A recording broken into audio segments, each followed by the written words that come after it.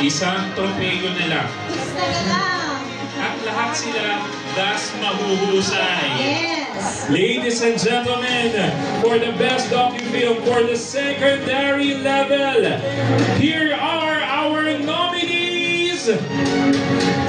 Edilberto S. Legazpi, Integrated High School. Emmanuel Resurrección, Congressional Integrated High School. And Dasmariñas Integrated High School. Top 3 goes to Dasmariñas Integrated High School. And we invite our proud supervisor, the school head, the proponent, and the coordinator of Dasmariñas Integrated High School to please receive your trophy, your certificate as top 3.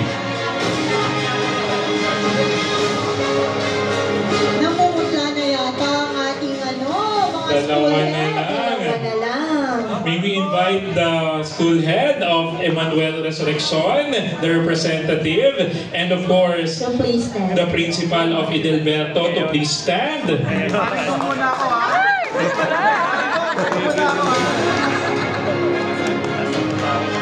Because we will award the top 2. Top 2 goes to Emmanuel Resurrección Integrated High School!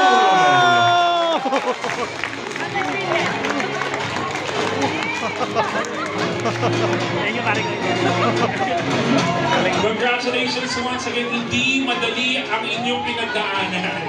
And congratulations to this bearer or the fruit of your labor. Edilberto S. Legazpi Integrated High School. Congratulations.